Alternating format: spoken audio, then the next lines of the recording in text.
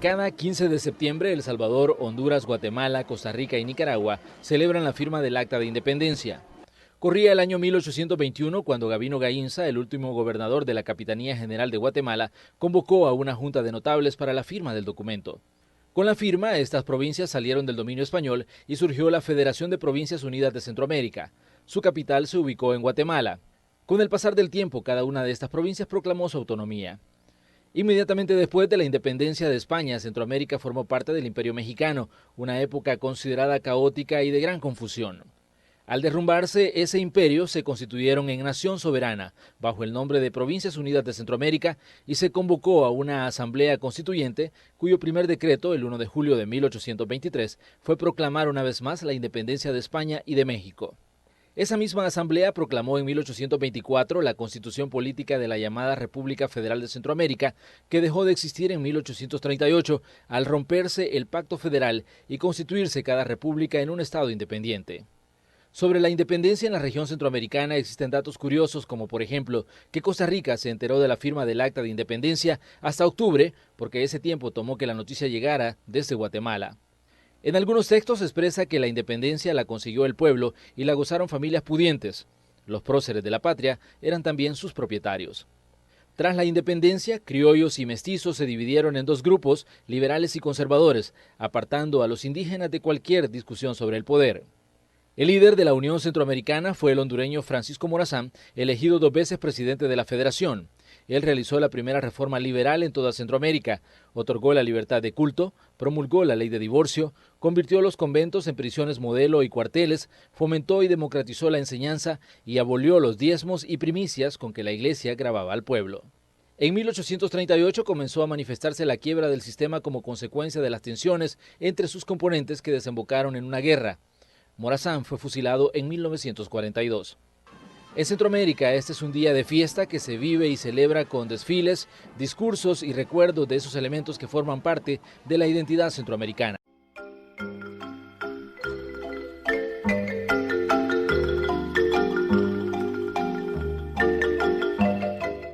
Les damos la más cordial bienvenida a este programa especial que llevamos a cabo, en el cual le mostramos un pedazo de nuestra historia, como quien diría, una probadita de la historia de Honduras. Ese maravilloso mundo, muchas veces poco explorado en nuestro país. Conociendo la historia es la memoria de un país. Es recordar para no volver a cometer los errores. La historia nos deja ese legado. La historia es maravillosa, en Honduras no se queda atrás. Hoy vamos a hablar sobre la independencia de Centroamérica, cómo comenzó esos movimientos. ¿Fue México el país que inspiró a Centroamérica a independizarse? ¿O es una escalada que viene de más allá? Algunos señalan, y nuestro himno nacional también lo señala, que desde Francia pues empezaron a llegar los primeros rugidos de ese león que luego se concretó un 15 de septiembre de 1821. Está con nosotros el historiador, catedrático de nuestra Universidad Nacional Autónoma de Honduras, Jorge Amaya. Con él queremos profundizar sobre la independencia de Centroamérica. Es un placer contar con usted, tomarnos un cafecito y hablar un poco sobre la historia de Centroamérica. ¿Cómo se dan los primeros pasos para lograr o concretarlo el 15 de septiembre con la firma en Ciudad de Guatemala? El contexto histórico de los procesos independentistas en América Latina es un proceso largo que se fue fraguando desde finales del siglo XVIII hasta que culminó con la derrota final del imperio colonial español en América, en la derrota que tuvieron en la batalla de Ayacucho, que finalmente liberó a Perú, en el encuentro ese de los 2 ejércitos libertadores de Simón Bolívar y de San Martín. Para que se llegara a ese extremo de la derrota final del imperio español en América en 1824 en Ayacucho, se pasó primero por una larga etapa de coyunturas y de crisis que fue teniendo el imperio español sobre todo desde que se empezaron a impulsar las reformas borbónicas en el reinado especialmente de Carlos III, que es el principal rey reformista de los Borbones. Él incitó una serie de medidas de carácter impositivo para América, por ejemplo, fundamentalmente en dos niveles. Una, en el nivel político, creando lo que se llama el régimen de intendencias, que pretendía la centralización del poder español en América a través del envío de especialmente funcionarios españoles de la alta nobleza, lo cual fue mermando el poder de los criollos. Los criollos ya no podían acceder a tener cargos públicos importantes, y en segundo lugar, a través de una serie de cargas impositivas, especialmente de impuestos, el impuesto de la alcabala, que sería hoy en día como un impuesto a los productos de exportación e importación, y también la instalación de varios monopolios que solamente podían ser vendidos por el rey, por ejemplo, el monopolio del aguardiente, el monopolio del tabaco, el monopolio de la pólvora, y uno de los más importantes para la economía de los criollos, que era un impuesto o un monopolio a la venta del azogue, que era el mercurio que se utilizaba para la actividad minera, ¿verdad? Entonces, estas reformas que impulsó Carlos III desde 1763 fueron provocando en primer lugar descontento en los criollos. Los criollos hasta el siglo XVIII pues se sentían igualmente ellos españoles, se llamaban a sí mismos españoles. Pero a partir de estas cargas que les impone Carlos III empezaron a sentirse ciudadanos de segunda categoría y fueron despertando podríamos llamar una conciencia nacionalista que le llevó posteriormente en el siglo XXI a hacer la independencia. Y en segundo lugar, también hay otra serie de causas que se estaban desarrollando en Europa, especialmente el proceso del movimiento de la Ilustración, un movimiento que impone un nuevo paradigma, no solamente político y filosófico, sino que también, diríamos, ideológico.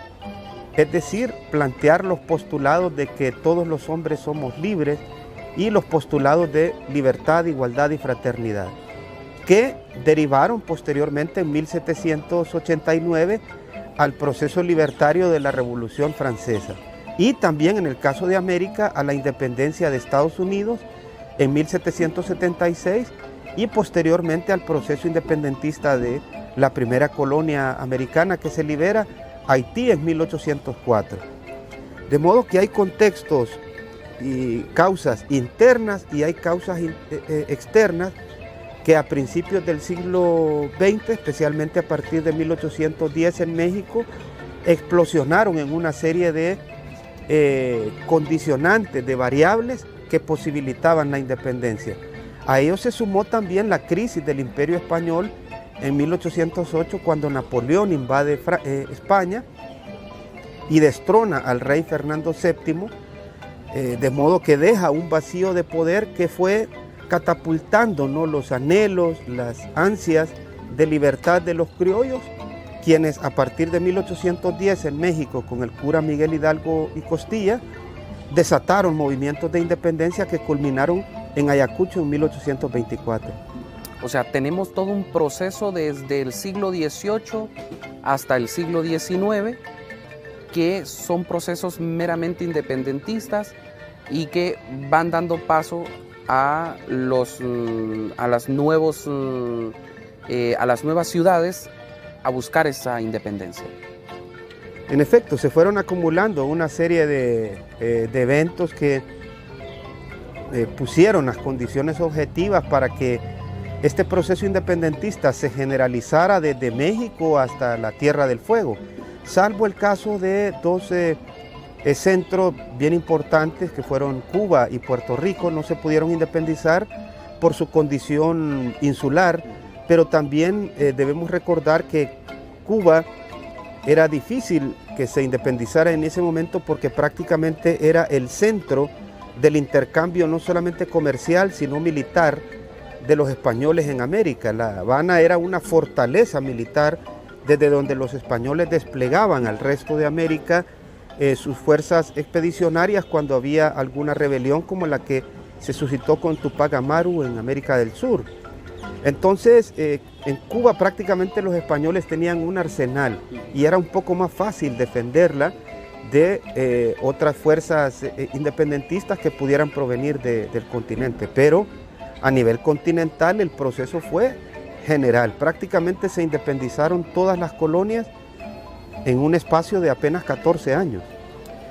Por ejemplo, en México fue un movimiento independentista bastante sangriento, ¿no? Y bueno, al final terminó, bueno, o no terminó, sino que formó parte que a Miguel Hidalgo, a Allende, también a Morelos, se les terminara cortando la cabeza y guindándolas en unas jaulas, en unos, no sé si me equivoco, en la Alhóndiga de Granaditas. O sea, fue tan sangriento que llegó a esos niveles. ¿Qué pasó con Centroamérica? ¿Fue así de sangriento o no? ¿O fue hasta después de la independencia? En el caso de Centroamérica, el proceso, podríamos decir, liberacionista y sangriento de guerras civiles se desató hasta después de la independencia, una vez que se instala la República Federal en 1824.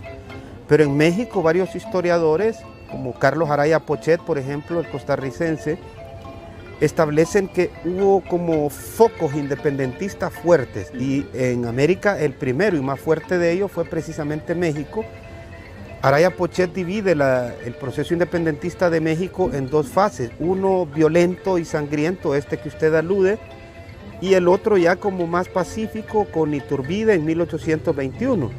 Entonces, en su primera fase, cuando Hidalgo llama a la rebelión, ese proceso independentista es radical, es posiblemente el más radical de los procesos independentistas en América Latina.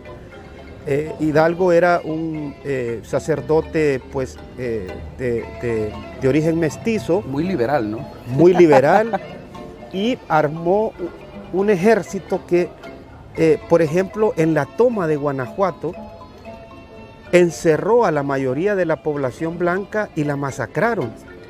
Y posteriormente, cuando marchan hacia Ciudad de México, que estuvieron a punto de tomarla, los criollos que al principio apoyaban a Hidalgo, ante el temor ese de las masas indígenas que habían sido asusadas por Hidalgo, prefirieron mejor aliarse de nuevo con el eje realista y con el virrey para derrocar finalmente a Hidalgo, y en efecto pues lo acusan a muerte, y posteriormente la lucha la sigue en 1811 José María Morelos, pero sufre igual suerte cuando su ejército es derrotado en 1814, y a partir de esa fecha, desde 1815 hasta el 21, la independencia de México toma una vía más bien pacífica.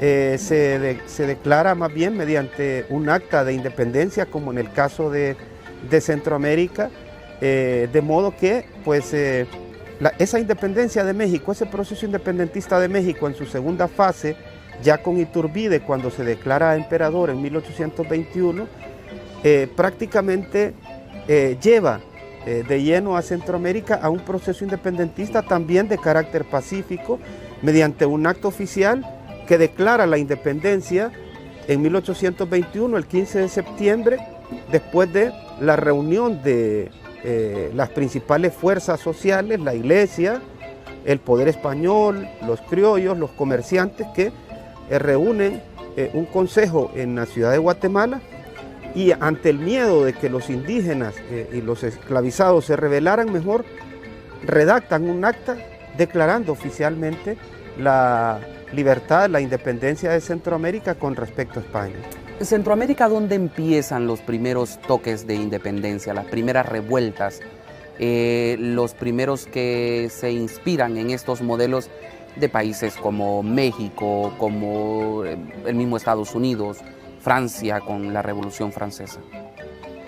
En Centroamérica hay fundamentalmente una provincia que es como podríamos llamarla de mayor vocación independentista, de mayor vocación liberal. Que no está en Honduras. Que no está en Honduras, es justamente El Salvador. Y posteriormente Nicaragua y también Honduras, ¿verdad? En tercer lugar. El Salvador era la provincia más pequeña, pero era la provincia que desde el punto de vista de tributos para la Capitanía General era la que pues mayormente más producía ganancias para el Capitán General, a través sobre todo de la exportación del cacao y del añil o jiquilite. Y Nicaragua también tenía en León precisamente una fuerza liberal importante, de modo que es ahí donde se organizan los dos primeros motines o intentos de rebelión contra el ejército español, en El Salvador en 1811 y posteriormente en Nicaragua en 1812.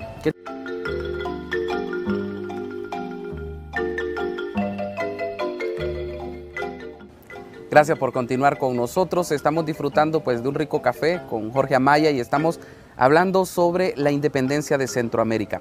Nos comentaba hace un instante que fue en El Salvador básicamente donde se inician esos primeros pasos, esas primeras revueltas, esos indicios de independencia en Centroamérica.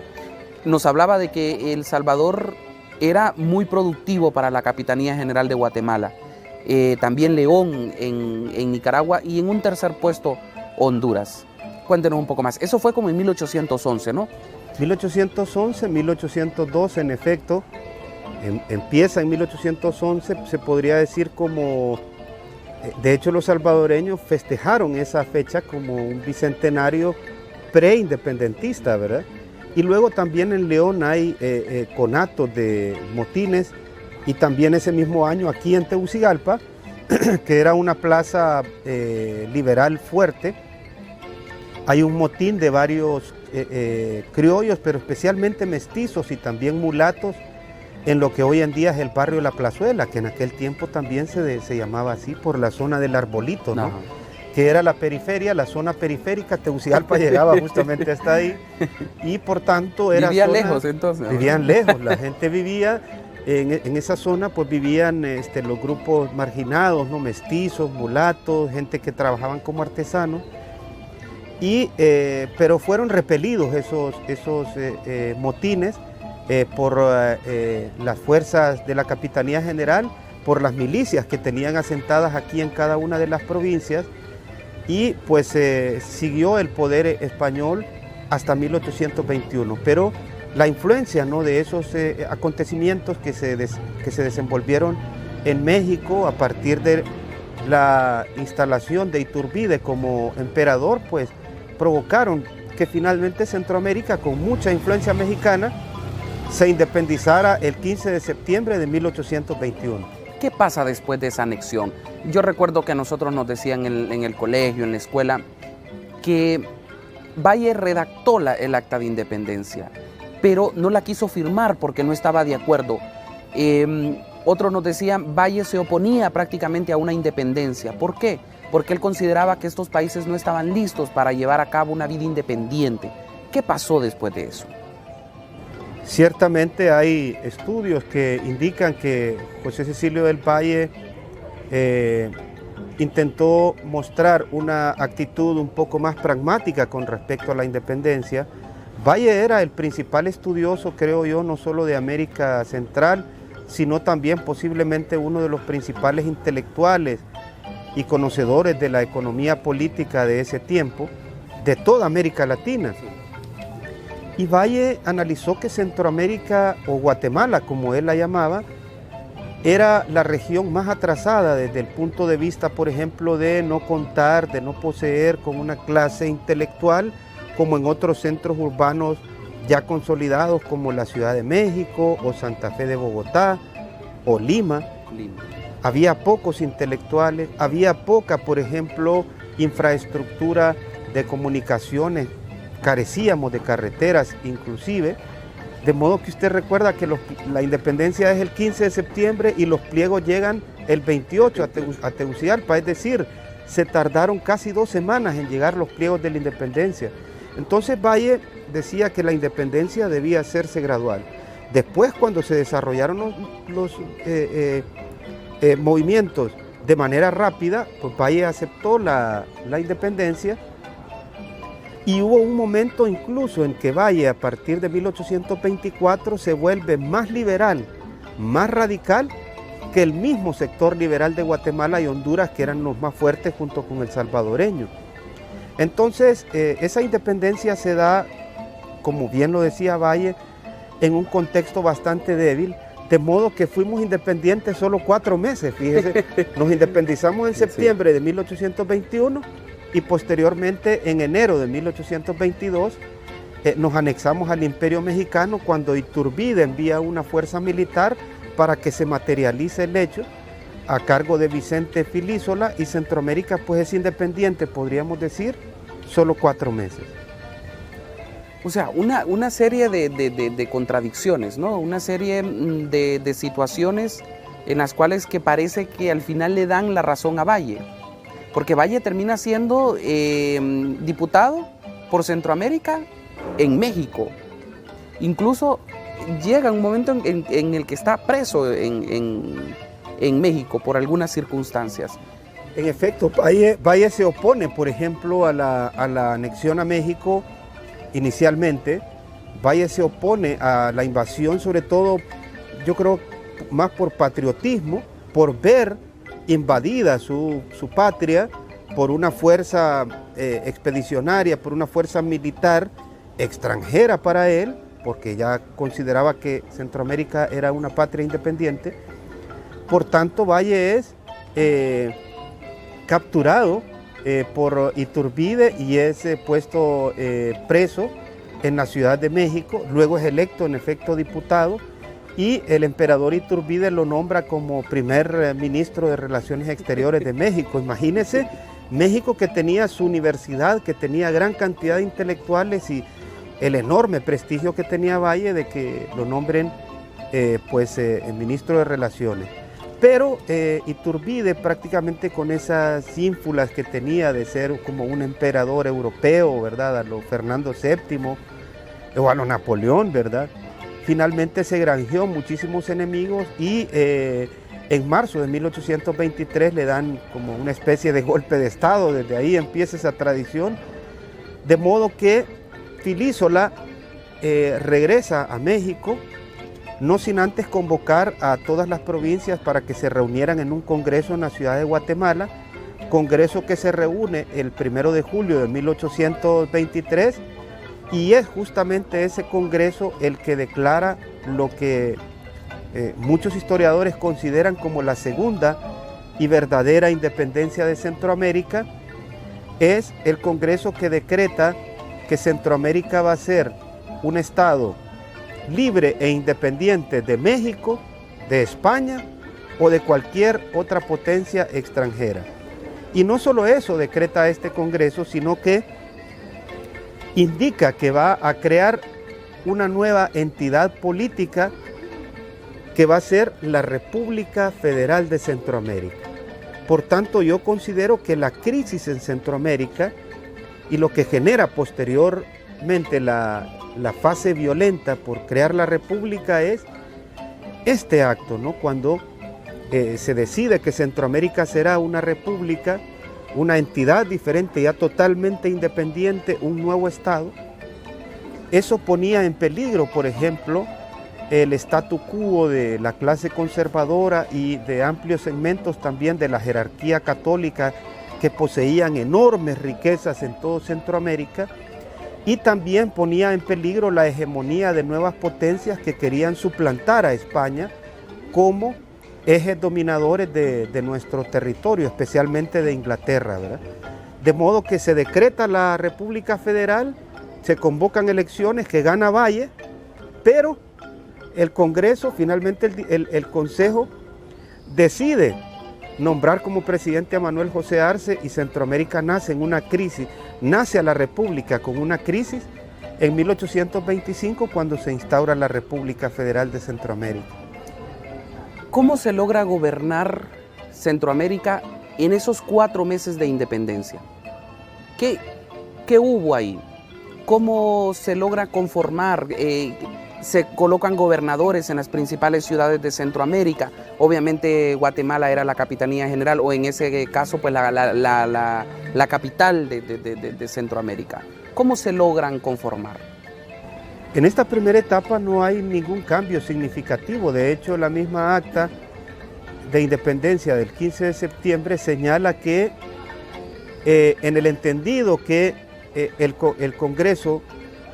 nuevo Congreso deliberará para formar una nueva entidad política, seguirán en el cargo las mismas autoridades que detentaban el poder. Es decir, que se decreta la independencia, pero el jefe supremo, diríamos, continuaría siendo el último capitán general, don Gabino Gaínza. Lo mismo ocurrió en el caso del estado de Honduras. El gobernador continuó ejerciendo el poder en Comayagua hasta que en 1822, cuando llegan las fuerzas mexicanas, recibe la presión de don Dionisio de Herrera para que deje el poder y lo tomen los criollos, ¿verdad? Entonces, don José Tinoco de Contreras, que había sido o fue el último gobernador español, se ve presionado para tratar de darle más poder también a los liberales. Pero yo creo que finalmente los liberales, esta nueva clase que es controlada sobre todo por criollos centroamericanos y que tenían la concentración de mayor fuerza en El Salvador y luego Honduras y Nicaragua, para mí toman el poder, se podría decir, hasta que se instaura la República Federal en el año de 1825, y en Honduras asume como primer jefe de Estado de la provincia de Honduras, que formaba parte de la República Federal, el justamente primo de don José Cecilio del Valle, don Dionisio de Herrera, que a su vez era tío político del general Morazán. Vemos que existen redes familiares que son las que controlan el poder. Dionisio de Herrera era el principal liberal de Honduras. Entonces, para mí, hasta 1825 es que los liberales, se podría decir, asumen el poder en el resto de provincias de Centroamérica. ¿Qué papel juega la Iglesia Católica en todo este movimiento independentista? Porque al principio la Iglesia Católica, como le sucedió al cura Hidalgo, lo excomulgaron, lo expulsaron de la iglesia, hicieron todo lo posible para que no sirviera como de polvorín a esa necesidad urgente que tenían estos pueblos. ¿Qué papel juega la Iglesia Católica antes, durante y después de la independencia? El papel de la Iglesia es sumamente interesante. Volátil. Sí, es volátil. Pienso yo que, como en todos los procesos de crisis política de América Latina, la Iglesia asumió papeles divergentes. Por un lado, la jerarquía eclesiástica siempre estuvo del lado del poder conservador. En el momento de la independencia, por ejemplo, de la Gran Colombia, Simón Bolívar fue excomulgado por el Vaticano. Y en el caso de Centroamérica, Valle fue llamado una vez por la Inquisición, y Dionisio de Herrera también fue satanizado por el... no digamos Morazán, ¿verdad? No digamos Morazán. Morazán fue diabolizado. Yo hace poco escribí un artículo justamente sobre ese tema, sobre la demonización de Morazán por parte de la Iglesia. Pero esto era a nivel de jerarquía, pero a lo que podríamos denominar como la iglesia de base, es decir, los curas, ¿no? Especialmente los religiosos que viven en las parroquias y son sobre todo de ascendencia mezclada, mestiza, incluso muchos de ellos mulatos. Casi todo este cuerpo religioso fueron más bien radicalmente independentistas y liberales. Recuerden, México, Hidalgo y Morelos son curas. En Centroamérica, José Matías Delgado impulsa la independencia, y en el caso de Honduras, el padre Márquez no solamente fue uno de los liberales más radicales, sino que hasta en su momento, ¿verdad?, apoyó las leyes del gobierno de Morazán cuando fue jefe de Estado aquí en Honduras, para apoyar las leyes del divorcio, por ejemplo, o el libre casamiento de los curas. Eso era un escándalo. Imagínense que podría ser un escándalo ahorita, no digamos hace 200 años. Entonces podría decirse que la iglesia tuvo en la jerarquía una visión conservadora aliada con los peninsulares o con criollos conservadores que querían perpetuarse en el poder, y el clero bajo, podríamos denominar, estuvo mayoritariamente apoyando las luchas independentistas. ¿Cuándo entra Morazán a este juego? Porque, si no me equivoco, es como después de 1824 que ya empezamos a saber de él. Fue empleado de la alcaldía de Tegucigalpa y después va en ese camino y que lo termina convirtiendo en el paladín centroamericano. En efecto, Morazán, en los primeros momentos, en los momentos que se desata la independencia aquí en 1821, tiene un perfil bajo, podríamos decir. En efecto, él es un funcionario de la alcaldía de Tegucigalpa.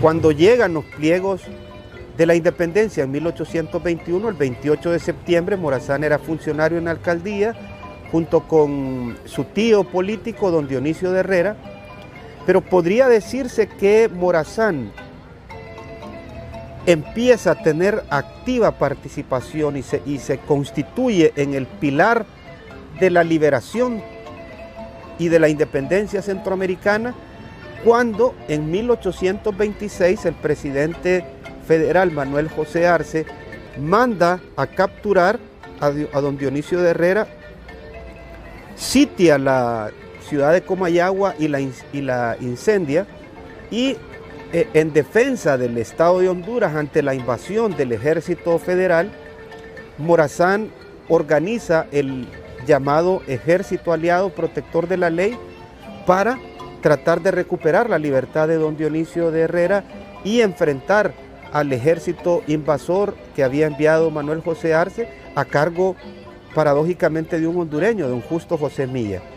Morazán después se enfrenta en noviembre de 1826 en la batalla, una de las batallas más importantes de la historia de Honduras, que es la batalla de la Trinidad, donde derrota a Milla, y desde esa fecha hasta 1829 Morazán es el comandante general que se enfrenta al ejército federal, a quien derrota en abril de 1829, y posteriormente en 1830 Morazán gana la primera elección para convertirse en presidente de la República Federal.